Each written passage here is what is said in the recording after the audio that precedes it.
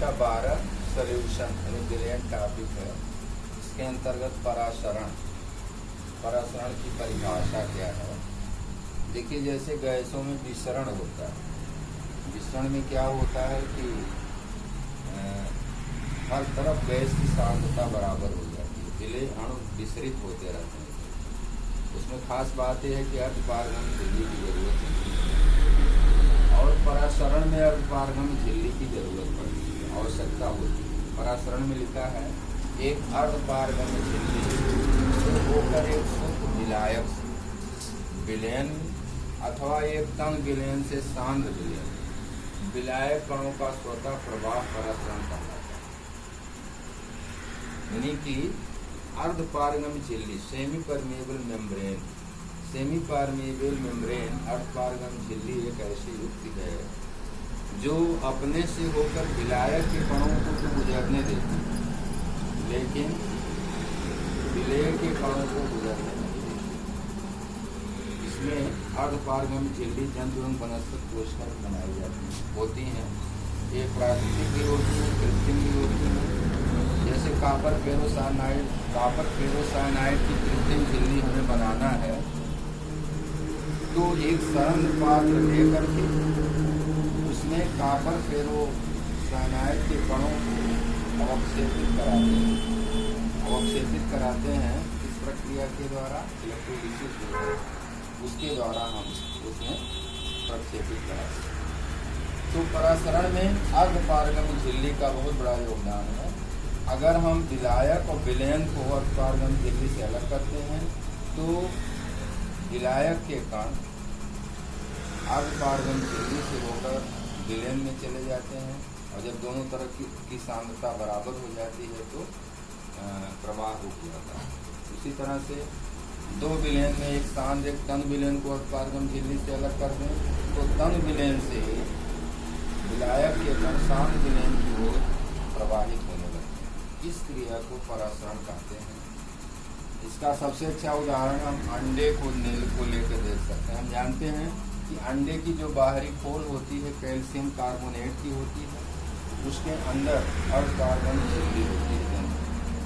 तो करते क्या है कि अगर बाहर की कवच को हटा दें, कैल्शियम कार्बोनेट को HCl में भिगो करके उसको अलग कर दें और फिर एक ही साइज के दो अंडे ऐसे लें, उनकी बाहरी खोल को HCl में घोल करके अलग कर दें और फिर उसमें से एक अंडे को अगर हम शुद्ध जल में रखते हैं डिस्टिल वाटर में और एक अंडे को सैचुरेटेड सॉल्यूशन ऑफ साल्ट यानी नमक के सांद्र विलयन में रखते हैं तो हम देखते हैं कि एक अंडा फूल जाता है, एक सिकुड़ जाता है। जो अंडा वाटर में रखते हैं तो एक स्वेल्स इन वाटर और जो नमक के सांद्र सॉल्यूशन में रहता है वो एक क्या होता है, श्रिंक्स होता है।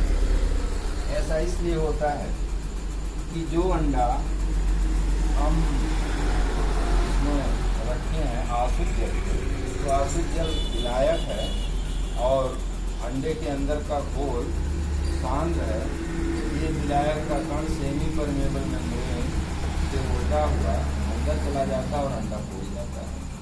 जबकि जो दूसरा अंडा है वो नमक के सांद्र विलयन में रखा हुआ है, नमक का सांद्र विलयन तो और इसके अंदर का घोल जो है तन है अंडे के, तो ये यहाँ से विलायक बाहर निकल जाता है और अंडा सिकुड़ जाता है। अब दूसरा चीज हमें परासरण दाब का अध्ययन करना है।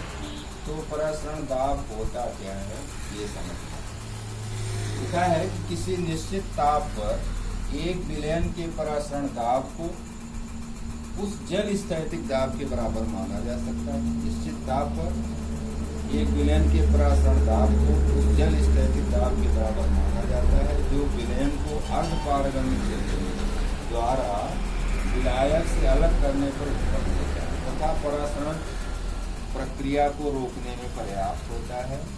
इसके लिए हम क्या करते हैं कि एक पात्र में विलायक ले लीजिए, एक पात्र में सॉल्वेंट लेते हैं और एक सरंध्र पात्र जिसमें अर्धपारगम झिल्ली कॉपर फेरोसाइनाइड उसमें एक सांद्र विलयन लेते हैं और सांद्र विलयन में एक कांच की नली लगा देते हैं, कांच की नली लगा देते हैं। तो चूंकि अर्धपारगम झिल्ली है और इधर विलायक है, इधर विलयन है, तो निश्चित रूप से स्वतः प्रवर्तित प्रक्रम द्वारा सॉल्वेंट से यानी विलायक से इसके कण विलयन में आएंगे और धीरे धीरे कांच की नली में लेवल जो है ऊपर उठता जाता है।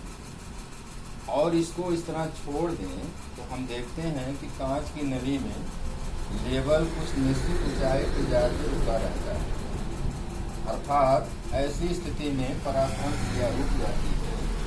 और इस स्थिति में जो स्थैतिक दाब है, इनिशियल लेवल और फाइनल लेवल हम जानते हैं HROG HDG जल का द्वारा प्रेशर है, वो प्रेशर क्या करता है कि इसके परासरण दाब को बैलेंस कर देता है, परासरण दाब के बराबर होने के नाते इसको रोक देता है, परासरण क्रिया रुक जाती है। ऐसी स्थिति में, संतुलन की स्थिति में, जो नली में जल स्थैतिक दाब है वही परासरण दाब के मापन करता है, वही परासरण दाब के बराबर होता है।